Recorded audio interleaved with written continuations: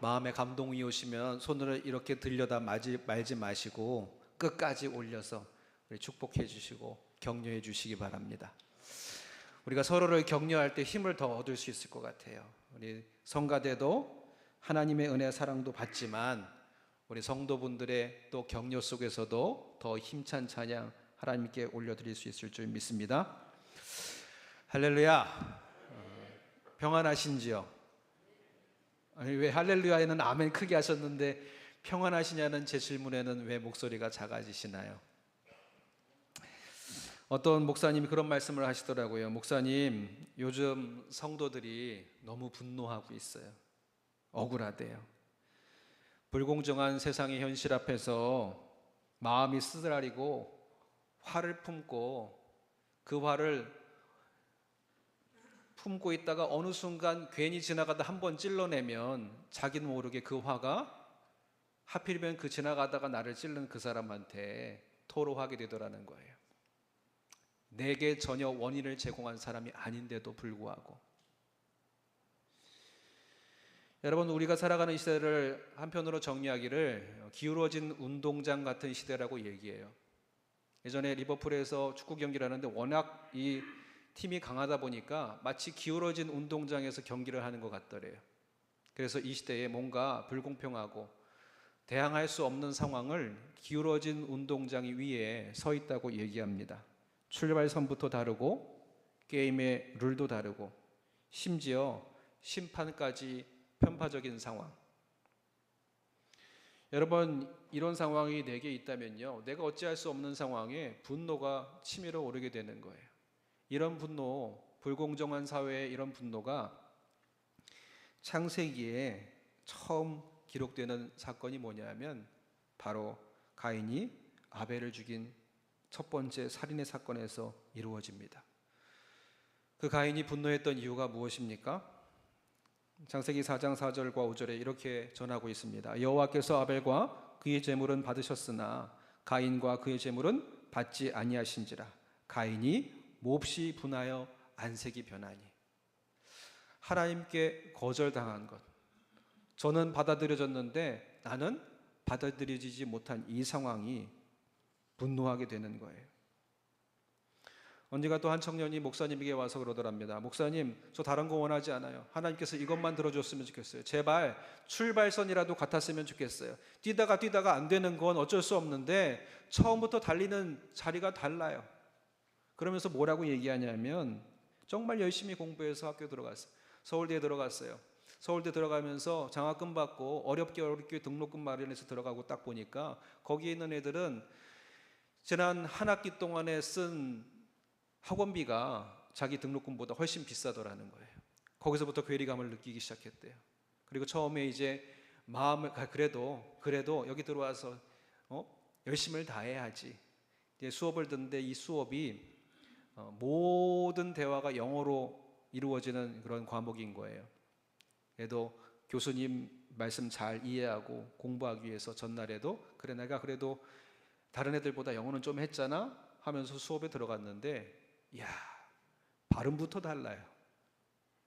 알고 보니까 여기에 와 있는 애들 대부분이 보통 해외에서 몇 년은 유학하다가 들어온 아이들이라는 거예요. 출발선이 다릅니다. 그런데 하나님이 이런 현실을 모르셨을까요? 아니라는 거지요. 여러분, 하나님은 이미 구약의 시대에 희년이라는 놀라운 대답을 우리에게 주셨어요. 그 희년의 복음으로 우리의 분노를 녹여주십니다. 오늘 이 말씀을 통해서 우리의 분노의 정체와 그 분노를 녹이는 복음의 능력이 무엇인지 함께 나누며 은혜와 교훈을 얻고자 합니다. 여러분, 기울어진 운동장 안에서 우리에게 일어나는 이 분노는 어디에서부터 오게 되는 분노일까요? 모든 경기는 동일한 출발선에 있다고 생각했어요. 그런데 이 시대 청년들이 경험하는 세상의 출발선은 동일하지 않습니다. 모든 것이 다른 자리에서 시작하고 있어요. 불평등한 출발선. 그래서 우리가 그 다른 출발선은 금수저라고 얘기하기도 하고 흙수저라고 얘기하기도 하고 여기보다도 너무너무나도 다른 그 출발선을 다이아몬드 수저라고도까지 얘기하더라고요. 그리고 이 불공정함이 세대를 넘어서 이 다음 세대까지 이루어지다는 거예요. 언젠가 이제 아이들 보내고 우리 어머니들끼리 모인 자리에서 이런저런 얘기를 하다가 여행 얘기가 나왔나 봐요. 누구는 오늘 어디 가고 누구는 어딜 가고 막 얘기하는데 우리는 아직 간 적이 없다 그랬더니 한 가정이 저희 아내한테 와, 우리보다 못 다니는 가정 처음 봤다고 그렇게 얘기를 하는 거예요. 근데 거기에까지 뭐 크게 달리 생각해 본 적이 없습니다. 근데 언젠가 한 목사님이 그런 얘기를 하는 거예요. 자녀가 아이폰을 사달라 그랬다는 거예요. 근데 이미 핸드폰 사줬어요. 이거면 되잖아. 그랬더니 막 심통내면서 가더래요. 나중에 알고 보니까 아이들 사이에서 목사님 딸이 악어라고 불린다는 거예요. 악어가 뭔데? 뭐 이렇게 조금 드센가? 그런 줄 알았는데 그게 아니라 아이폰 없는 거지라는 거예요. 여러분 충격적이죠. 이 아이들 사이에서도 자기들이 이 출발선이 다르다는 걸 알아요. 그걸 힘으로 여기고요. 그거를 자랑으로 여기고 권력으로 여기고 있어요. 그러니까 이 출발선부터 다르다는 이 분노가 가정 안에서도 나타나고 있다는 거예요. 또 어떤 분노가 있을까요? 사랑받지 못하면 상처도 우리 안에 분노로 드러나게 됩니다. 메리 셀리의 소설 프랑켄슈타인이라는 소설 영화로도 나왔는데 아시죠? 양쪽 머리에 못 박은 것처럼 보이는 그 사람의 모습. 그가 진짜 괴물이 된 이유는 사랑받지 못했기 때문입니다. 그를 만들어낸 빅토르 프랑켄슈타인도 자신이 만든 피조물을 보고 경악해서 떠나버렸어요. 이 괴물이 아버지라고 애처롭게 불러보지만 프랑켄슈타인이 이를 향해서 폭언을 하면서 떠났더랍니다. 사랑받지 못한 자의 분노가 얼마나 무시무시하게 변하게 되는지 그 소설을 통해서 영화를 통해서 보여줍니다. 여러분 마더 테레사가 이런 얘기를 해요. 세상에는 굶주림, 노숙, 질병 등 많은 고통이 있지만 하지만 가장 큰 고통은 외로운 것, 사랑받지 못하는 것이 가장 큰 고통이다. 사랑받지 못할 때 한 사람이 괴물로 바뀔 수 있다는 거예요. 또 성경 속에서 어떤 분노가 있습니까? 여러분 사울왕의 질투를 보세요. 사울왕이 무엇 때문에 질투하며 그 분노가 다윗을 향하게 됩니까? 여인들이 뛰놀며 노래하여 이르되 사울은 천천을 죽였고 다윗은 만만을 죽였도다. 세상이 자기를 비교하는 그리고 질투, 이 질투가 분노가 되어서 결국 자신과 나라를 파멸로 이끌어가는 것을 보게 됩니다. 여러분 영화 글래디에이터를 보신 적이 있으신가요? 거기에 그 나라의 제국에 힘을 얻은 코모두스라는 왕자가 있는데 아버지에게 사랑을 받지 못했어요. 그리고 마지막의 순간에 절규하는 거예요. 아버지가 따뜻한 말 한마디만 해주셨더라도 한 번만 저를 꼭 안아주셨더라도 저는 평생토록 기뻐했을 겁니다. 이 사랑받지 못한 코모두스가 결국에는 아버지를 살해하고 로마 제국을 몰락시키는 데까지 이르게 됩니다. 사랑받지 못한 사람이 권력을 잡으면 온 나라까지도 휘청거릴 수 있음을 보여주는 그 영화의 한 단락이고 역사의 한 단락이라는 겁니다. 여러분 그런데 이 분노의 진짜 정체가 무엇일까요? 한 정신과 의사가 이렇게 얘기합니다. 분노는 2차 감정입니다. 그 밑에는 상처와 슬픔이 있습니다. 상처와 슬픔과 아픔이 분노라는 2차적인 감정으로 세상에 내 외면 바깥으로 표출되는 게 분노라는 거예요. 시편의 기자도 이 분노를 표출합니다. 시편 73편을 보니까 그 시편의 기자가 이렇게 고백해요.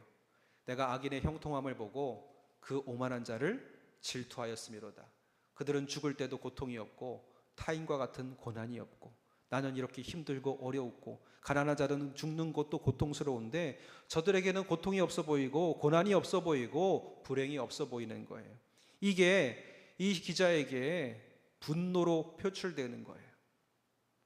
그런데 분노로 끝이 나지 않습니다. 언제 그 분노가 해결됩니까?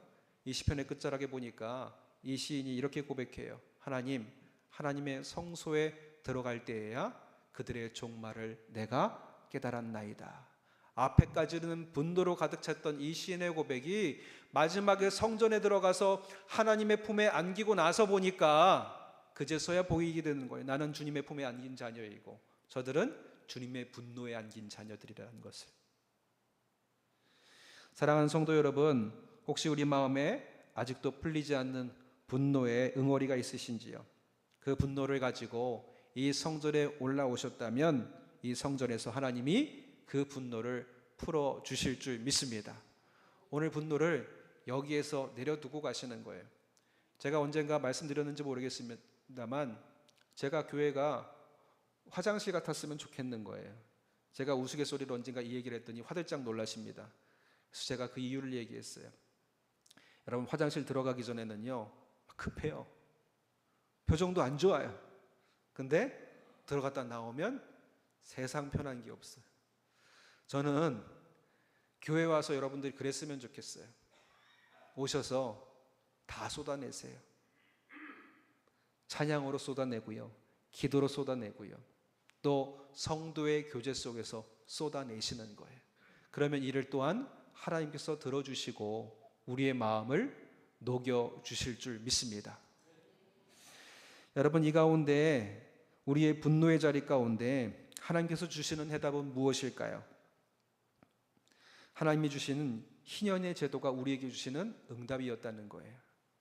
여러분, 희년은 무엇입니까? 50년마다 완전한 회복을 명하세요. 모든 빚이 탕감되고 모든 노예가 해방되고 모든 토지가 원 소유자에게 돌아가는 거예요. 그동안에는 밭이 없어서 다 빼앗겨서 내 밭의 소출을 얻을 수 없는 상황임에도 불구하고 이 50년 희년의 때가 되면 나팔 소리가 불러오는 그때에 소망을 갖게 되는 거예요. 나팔 불 때에 저들이 나의 이름을 불러주고 내가 잃어버렸던 모든 것을 다시 되찾게 되는 그날, 내가 노예로 살던 이 삶을 끝내고 고향으로 부모의 품으로 돌아갈 그날을 기뻐함으로 맞이하게 되니까요, 그동안 눌려왔던 모든 아픔과 슬픔들이 녹아지게 된다는 겁니다. 여러분, 하나님이 희년을 주신 이유는 무엇일까요? 레위기 25장 23절을 우리가 읽진 않았지만 이렇게 전하세요. 땅은 다 내 것이며 너희는 나그네요 우고한 자니라. 여러분, 핵심은 이것입니다. 모든 것은 다 누구의 것? 하나님의 것이라는 거예요. 나는 이것을 누리고 있어도 잠시 잠깐 이것을 하나님께서 맡겨주사 누리고 관리하는 것이니 이 기쁨을 언제든지 하나님이 말씀하실 때에 주님께 돌려드릴 수 있는 마음, 이것을 나눌 수 있는 마음이 우리 안에 있어야 한다는 겁니다. 그러니까요, 내가 누리는 이 기쁨과 은혜는요 독점할 수 없고 영원히 소유할 수 있는 것도 아니라는 거예요. 여러분, 신명기는 이렇게 신명기 8장 14절로부터 17절에 우리에게 경고합니다. 내 마음이 교만하여 내 하나님 여호와를 잊어버릴까? 내 마음에 이르기를 내 능력과 내 손의 힘으로 내가 이 재물을 얻었다 할까 하노라. 여러분, 청지기적인 사명을 잃어버리는 순간에 이것이 내게 되는 순간에 교만해지고요, 교만해지고 이것을 소유하고 내 손을 붙들고 있으니 누구를 잃어버리게 된다는 거예요? 하나님을 잃어버리게 된다는 거예요. 내가 붙들 것은 오직 하나님이고 오직 예수님이고 성령의 역사하심과 은혜인데 그것을 붙들어야 할 내 손으로 내게 맡겨진 내가 누리고 있는 이 모든 것을 쥐어잡고 있으니까 이로 인해서 하나님을 잃어버리게 된다는 겁니다. 예수님도 공생애를 시작하면서 이사야 61장의 말씀을 인용하면서 희년을 선포하시는 거예요. 주의 성령이 내게 임하셨으니 이는 가난한 자에게 복음을 전하게 하시려고 포로된 자에게 자유를, 눈먼 자에게 다시 보게 함을 전파하며 눌린 자를 자유롭게 하고 주의 은혜를 전파하게 하려 하심이라. 아멘. 여러분, 주의 은혜가 바로 희년이라는 거예요. 하나님이 내 삶의 은혜를 선포할 때에 모든 것이 풀려지고 모든 것이 회복되는 역사가 임하게 될 줄 믿습니다. 여러분, 은혜가 내 삶에 끼치면요, 출발선이 달라서 먼저 나아간 자나 출발선이 달라서 나아가지 못해서 저 구석에 찌그러져 있는 인생이나 그들의 모두 인생에 하나님이 변화를 허락해 주신다는 거예요. 여러분, 우리가 인생을 기울어진 운동장이라고 얘기한다면 거기에 반드시 제일 아래에 있는 사람들도 있고 그 운동장 꼭대기에서 이 모든 것을 누리면서 관망하는 사람들도 있을 거라는 얘기예요. 그럼 성경 중에 그 운동장 꼭대기에서 이 모든 것을 누렸던 인생이 나옵니다. 바로 삭개오라는 자지요. 사람들의 마음에 분노의 대상이었어요. 그 분노의 대상, 그 누구도 그의 이름을 불러준 적이 없습니다. 욕하면서 불렀겠지요. 손가락질하면서 얘기했겠죠. 그런데 어느 날 그 운동장의 끝자락에서 타인이 어찌 되든 저 운동장 아래에 인생이 찌그러지든 고난과 핍박 속에서 죽어가든 상관없는 삶을 살아가는 이 삭개오에게 이 동네에 예수님이 찾아오신다는 소식이 들립니다. 그런데 사람들은 그에게 주님께 다가올 수 있는 기회조차도 주지 않았어요. 결국에는 돌무화과 나무 위에 올라가 있을 때에 주님이 찾아와 주셔서 처음으로, 아니 오랜만에 들려기게 되는 자기의 이름을 듣게 됩니다. 주님 뭐라고 부르세요? 삭개오야, 삭개오야. 주께서 삭개오야, 삭개오야. 그를 부르시면서 내가 너희 집에 오늘 내가 거하여야겠다, 유하여야겠다, 주님 말씀하시는 거예요.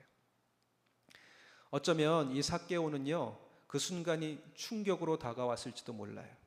왜냐하면 그의 이름 삭개오의 뜻은 위로운 자, 순전한 자라는 이름의 뜻이 있었기 때문입니다.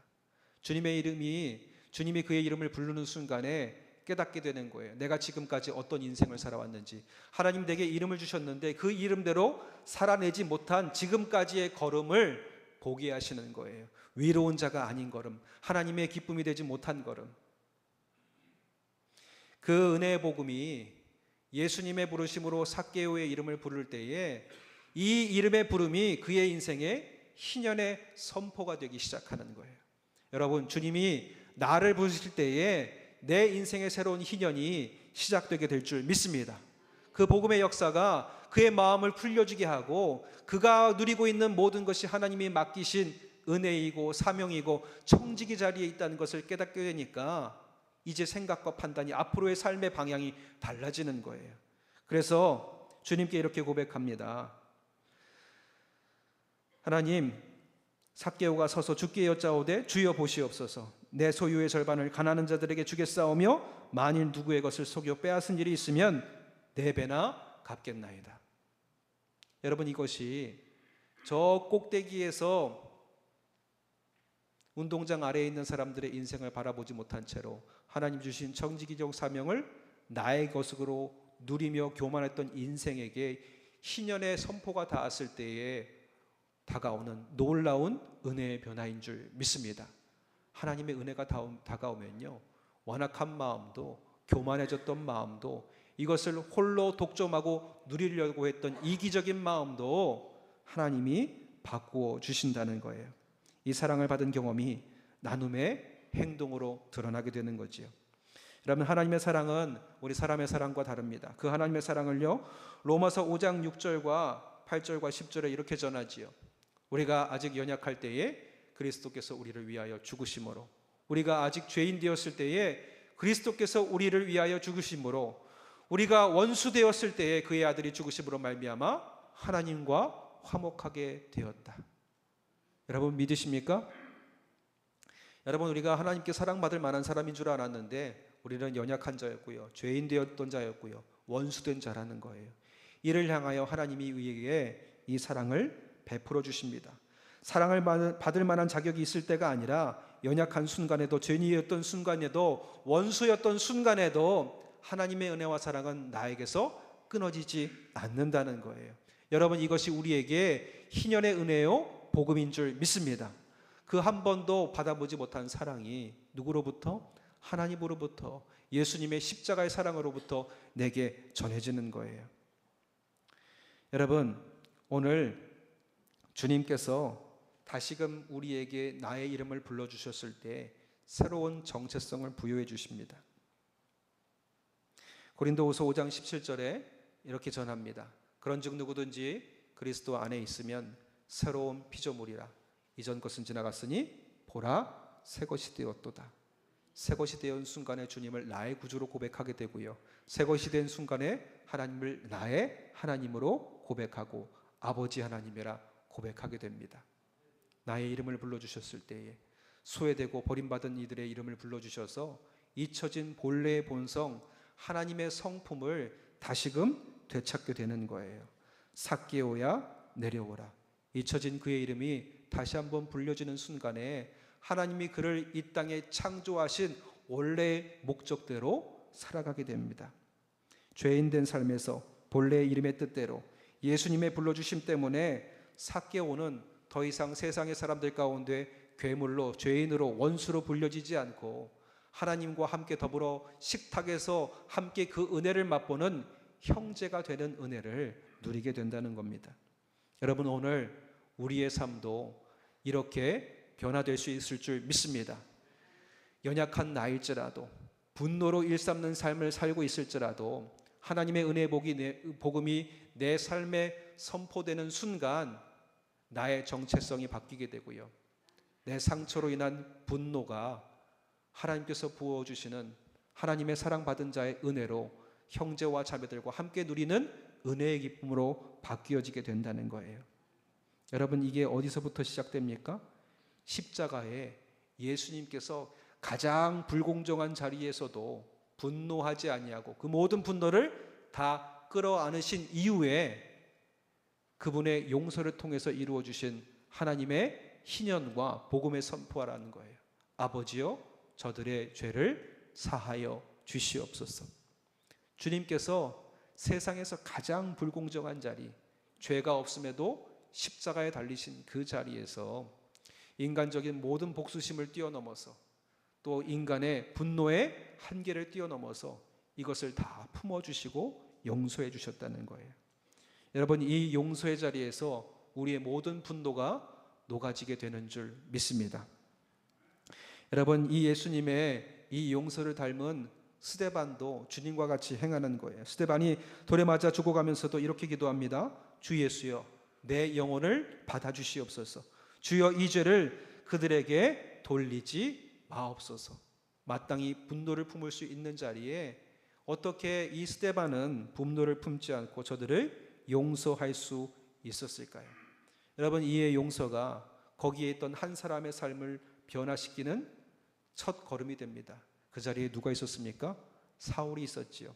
하나님을 만나고 예수님을 만난 자들의 삶이 그 자리에서 용서하는 모습을 보았던 그 순간만 해도 의아하다 생각했던 이 사울을 하나님께서 그의 기세 등등했던 분노도 이 용서함을 통해서 녹여주셔서 하나님의 귀한 것으로 바꾸시고 세상을 변화시키는 은혜의 삶을 살아가게 하신 것을 우리는 보게 됩니다.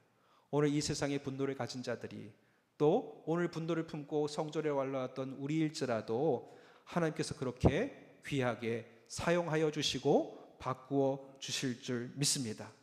여러분, 이를 위해서는요, 먼저 하나님의 은혜와 사랑이 내게 깃들어야 되고 그 은혜와 사랑의 용서로 용서할 수 있는 마음이 내 안에 자리 잡아야 할 줄 믿습니다. 그리고 어떻게 하면 또 이 분노를 녹여드릴 수 있는가? 요셉처럼 하나님의 뜻을 바라보게 될 때에 분노가 녹아지게 된다는 거예요. 여러분, 요셉이 그 매일의 평생의 삶 동안에 형들을 향한 분노가 얼마나 가득했을까요? 형들에게 팔려가고 노예가 되고 보디발의 아내에게 누명을 써서 감옥에 가게 되고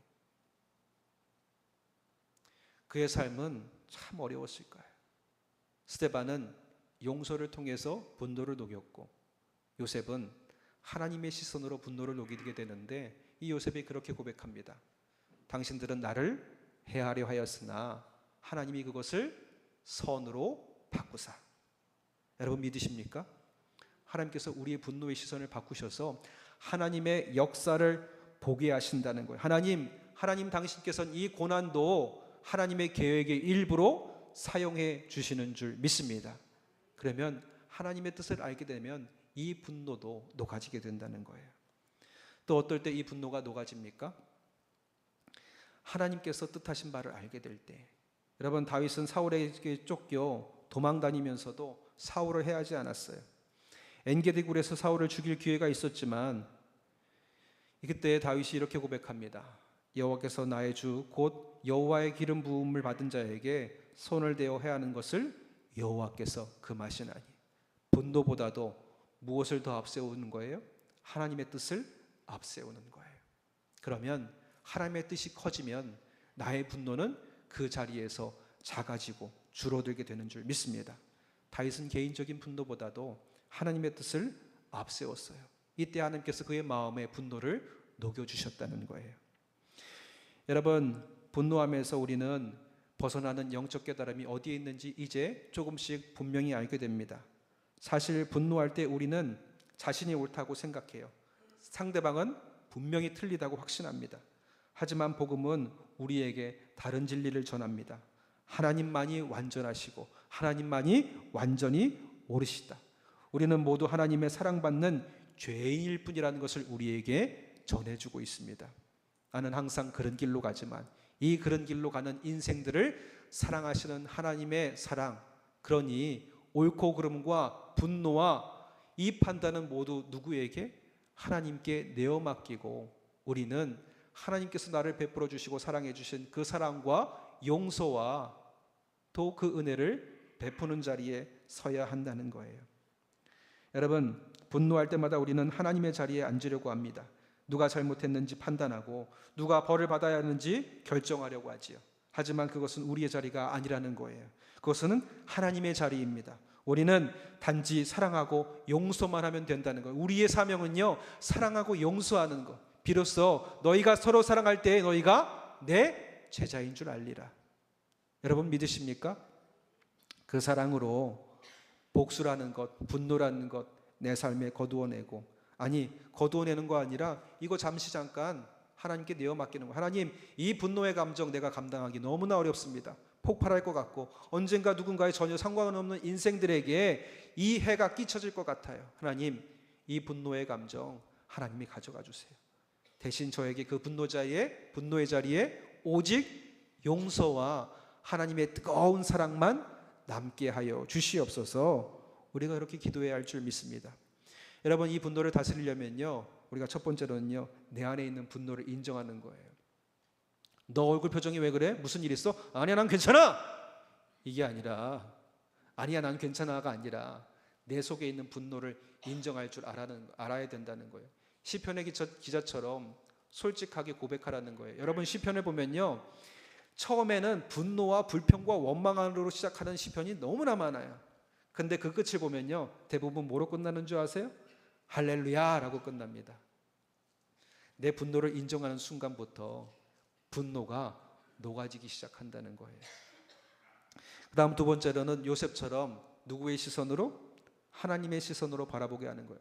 지금 이 고난의 시간이 내가 이 기울어진 운동장에서 끝자락에 찌그러질 수밖에 없는 이 순간, 이 뒤처진 이 순간에 하나님이 나의 인생을 통해서 어떤 뜻을 이루어가길 원하시는지 하나님의 바라볼 수 있도록 우리가 하나님의 뜻을 품어야 할 줄 믿습니다. 그리고 세 번째로는요, 요셉처럼 용서하는 거예요. 의지적으로 내 힘으로 용서하는 게 아니라 나를 용서해 주신 하나님의 은혜와 사랑으로, 내가 죄인 되었을 때에, 원수 되었을 때에, 연약할 때에도 사랑해 주신 하나님의 그 사랑으로 이 시대를 품을 수 있는 은혜가 내 안에 가득해야 할 줄 믿습니다. 그래서 스데반처럼 기도하는 거예요. 하나님, 저들에게 죄를 돌리지 말아 주시옵소서. 그리고 상처가 녹아지는 그 자리에 요셉이 형들을 향해서 축복하는 것처럼 기도하는 거예요. 그리고 보호하는 거예요. 다윗처럼 하나님, 이 사람도 하나님께서 기름 부으신 하나님의 백성입니다. 누구의 뜻을 앞세우면서? 하나님의 뜻을 앞세우면서 우리의 모든 분노는 주님께 맡기고 축복의 자리로 바꿔가는 거예요. 여러분, 언젠가 한 교회에서 한 성도가 전세 사기를 당한 거예요. 이 전세 사기를 당하고 나니까 그냥 뭘 해도 화가 나더니 교회에 와서도 화가 나서 찬송을 부르대요. 죄야 죄야 죄야 이러면서 찬양하고, 기도하는데도 죄야 죄야. 주님, 왜 내게는 주님이 안 계신 것 같습니까? 원망과 불평 가운데 하나님께 그렇게 하게 되더래요. 근데 기도하면서 자기의 모습이 보여지기 시작하더래요. 나 불만과 원망으로 가득하구나. 그리고 그 순간마다 은혜보다는 내 안에 하나님의 사랑보다는 분노가 가득한 것을 발견하게 돼요.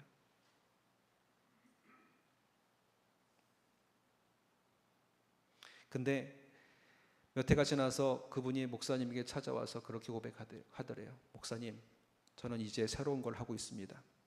지금 전세 피해를 당하는 사람들을 돕는 일을 하고 있어요. 법적인 조언도 해주고 때로는 무엇을 할지 몰라 방황할 때에 정부의 제도를 연결해주는 그런 일을 제가 하고 있습니다. 여러분, 우리 분노의 자리에 하나님의 의뢰와 사랑을 담을 때 하나님께서 내게 새로운 사명 또한 허락해 주시는 줄 믿습니다. 시대를 품고 시대의 아픔을 회복하는 자리에 나를 세워주셔서 하나님이 새롭게 해주신다는 거예요. 여러분, 그래서 오늘 우리가 기울어진 운동장에서 저마다의 삶의 자리에서 어떻게 살아야 할지를 하나님이 말씀해 주시는 거예요. 어떤 사람들은 기울어진 운동장의 제일 밑에 하단에 계신 분도 계시고 어정쩡한 중간의 분도 계시고 제일 꼭대기에서 모든 것을 누리는 분도 계셔요. 근데 그 모든 자리마다 하나님이 자기의 처한 자리에서 맡겨진 청지기적인 사명을 감당하라고 우리에게 말씀하십니다. 여러분, 다니엘을 보세요. 바벨론의 제국의 총리가 되어서 최고의 권력을 가졌지만 하나님을 잊지 않습니다. 다니엘이 이 조서에 왕의 도장이 찍힌 것을 알고도 전에 하던 대로 하루 3번씩 무릎을 꿇고 기도하며 그의 하나님께 감사하였더라. 다니엘서 6장 10절에 그렇게 고백합니다. 여러분, 오늘 우리가 하나님께 받은 은혜를 누리며 감사하되 교만하지 않아야 될 줄 믿습니다. 이 자리의 위치는 축복이 아니라 내게 맡겨진 사명이라는 거예요. 또 기울어진 운동장의 아래에 있는 분들에게 하나님께서는 롯의 이야기를 생각하게 하십니다. 나오미도 롯도 지극히 가장 밑바닥 인생으로 나락으로 떨어졌어요. 나오미는 자기의 이름의 뜻이 기쁨인데 더 이상 나의 이름을 나오미라 하지 말고 마라라 하라 얘기합니다. 인생의 끝물, 인생의 쓴물 맛볼 수밖에 없는 인생. 근데 그때에 동일하게 어려움에 처해 있는 이 룻이 어머니를 향해서 이렇게 얘기합니다. 어머니께서 가시는 곳에 나도 가고 어머니께서 머무시는 곳에서 나도 머물겠나이다. 가장 밑바닥에 있을 때 나의 인생을 한탄하기보다 나와 동일한 아픔 가운데 한숨 짓는 인생에게 손을 내밀 줄 아는 은혜와 포용의 마음이 우리에게 있어야 된다는 거예요. 여러분, 절망하지 마십시오. 여러분보다 더 어려운 처지에 있는 사람들을 도울 때에 이 도움의 손길을 통해서 이 시대를 한 걸음 더 나은 나라로, 하나님의 나라로 주님이 바꾸어 가 주실 줄 믿습니다. 여러분, 그래서 오늘 희년의 삶을 우리가 오늘 우리의 삶에서 살아내는 거예요. 모든 것이 하나님께 내게 맡겨주신 것이다. 청지기적인 의식으로 살아가고 하나님께서 내게 주신 은혜일 뿐만 아니라 책임인 것을 알고 살아가는 거예요. 그리고 두 번째는요, 나눔을 실천하는 거예요. 하나님이 내게 은혜를 주어주셨을 때 나만 누리는 것이 아니라 이것을 가지고 나눌 수 있는 그 삭개오의 놀라운 변화가 여러분 안에도 있게 되시기를 주님의 이름으로 축원드립니다. 그리고 여러분, 분노가요, 한 번 보냈다고 해서 멈춰지나요? 또 찾아옵니다. 여러 가지 일로 내 마음의 분노를 일게 해요. 그때 여러분, 이 말씀을 기억하세요. 분을 내어도 죄를 짓지 말려. 해가 지도록 분을 품지 말고 마귀에게 틈을 주지 말라. 여러분, 결코 마귀에게 여러분의 마음을 빼앗기지 마시기 바랍니다. 오늘 제가 여러분 느끼셨는지 모르겠는데 찬송 되게 빨리 했어요. 느끼셨죠? 여러분, 찬송을 빨리 한 이유도 그겁니다. 찬송이 처지고 하나님의 하는 순간에 다 보여요. 들어오지 말아야 할 것들이 눈에 보이고 생각나지 말아야 할 것들이 머릿속에 생각나요. 그래서 그 틈을 주지 않기 위해서 찬송도 빨리 하는 거예요. 내 삶의 흐름이 처지지 않게, 내 삶의 흐름이 사단 마귀에 늘어지지 않도록 우리가 경계하면서 분을 내어도 하루를 지나지 않고, 저희 부부가 다른 거 잘 못해도 그래도 한 가지 확실하게 하는 건 싸워도 밤에는 미안해. 내가 잘못했어. 그러는 거예요.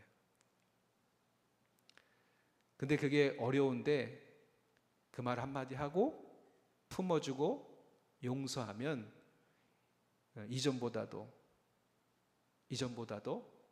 더 하나된 관계로 하나님 만들어 주십니다. 여러분, 이 역사가 오늘 우리 안에 있어야 된다는 거예요. 여러분, 이를 위해서 우리가 새로운 지침을 가지고 살아가야 할 줄 믿습니다. 마더 테레사라는 이 분노가 마음의 독이라고 얘기해요. 그런데 용서는 마음의 해독제일 줄 믿습니다. 사랑하고 용서할 때 딱딱해지고 굳어지고 쳐다보지도 않고 들으려고 하지 않았던 이 굳어진 마음을 싹 녹아시켜주고 중화시켜주는 거예요. 우리가 분노할 때 하나님은요, 도리어 하나님 버리지 않으시고 외면하지 않으시고 도리어 깊은 은혜로 받아주시고 담아주세요. 만약에 하나님이 이 분노와 원망을 받아주시지 못하는 분이라면 저는 시편이 몇 장 안 됐을 거라고 생각돼요. 욥기 성경에 포함되지도 않았을 거라고 생각이 돼요. 근데 하나님은요, 우리의 연약함을 다 아세요. 그래서 우리의 연약함, 분노, 아픔, 상처, 그 긴 시간을 통해서 쏟아내게 하시고 그 쏟아낸 자리에 무엇으로 채워주시는 거예요? 하나님의 은혜로 채워주시는 거예요. 그래서 나팔 불 때 나의 이름, 여러분 나팔 주빌레 이 희년의 그때에 무엇으로 그 소식을 알려면 나팔 불면서 알리는 거예요. 그러면 우리는 희망을 갖는 거예요. 소망을 갖는 거예요. 하나님 나팔 불 때에 나의 이름을 불러주셔서 내게 은혜를 베풀어 주시니 나는 이제 소망이 있다, 희망이 있다. 아무리 죄된 인생이라도 그 죄가 녹아지고 은혜가 부어지면 우리의 분노는 더 이상 복수가 아니라 사랑으로, 우리의 분노는 더 이상 복수가 아니라 용서로, 우리의 분노는 독점이 아니라 나눔으로 살아갈 수 있는 길이 열려지게 될 줄 믿습니다. 십자가에서 아버지 저들을 사하여 주시옵소서 기도하신 예수님의 사랑이 오늘 우리의 삶에 이 세상에 가득한 모든 분노를 녹이도록 함께 중보하며 나아가야 할 줄 믿습니다. 뉴스를 볼 때마다 흉흉한 소식이 들리잖아요.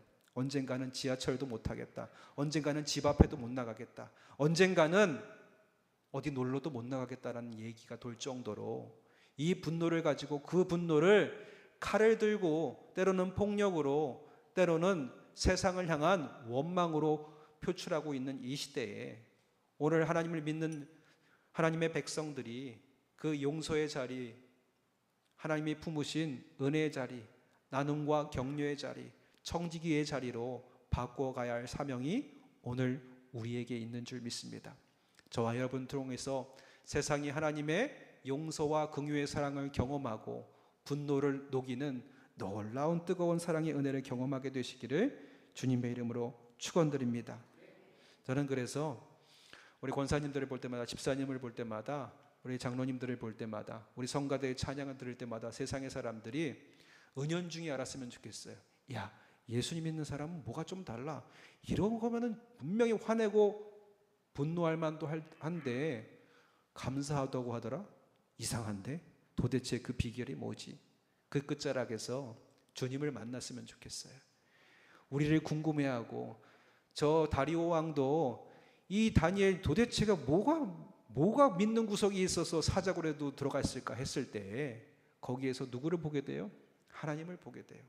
저는 여러분들의 인생을 통해서 이 분노로 가득한 인생의 삶을 살아가는 모든 이들이 그 끝자락에 주님을 만나게 되고 하나님을 경험하게 되고 예수님을 경험하게 되고 성령님을 경험하게 되는 은혜가 있게 되시기를 주님의 이름으로 축원드립니다. 기도하겠습니다. 사랑의 하나님 아버지, 저희 마음속에 쌓여있는 분노와 원망을 주님 앞에 고백합니다. 때로는 불의에 분노하고 때로는 억울함에 마음이 상했습니다. 하지만 주님께서 십자가에서 아버지여 저들을 사하여 주시옵소서라고 기도하신 그 사랑과 용서를 기억합니다. 아버지, 그 사랑이, 그 용서가 우리를 힘들게 했던 모든 상처와 아픔을 싸매어 주시고 고쳐주시는 줄 믿사오니 하나님, 그 사랑으로 우리를 축복하여 주시옵소서. 아버지, 이 시간 이제는 분노보다도 우리를 힘들게 했던 그 사람들을 용서합니다. 우리에게 상처 준 사람들을 위해서 기도합니다. 주님은 그들을 축복해 주시옵시고 분노 대신 사랑으로, 복수 대신 용서로, 미움 대신 은혜로 살아가게 역사하여 주시옵소서. 십자가의 사랑으로 우리의 마음을 새롭게 하시고 오늘부터 분노를 녹이는 복음의 능력으로 살아가도록 인도하여 주시옵소서. 이 복음의 능력이 모든 인생들 가운데 깃들도록 역사하실 것을 믿사오며 예수님의 이름으로 기도드렸사옵나이다. 아멘.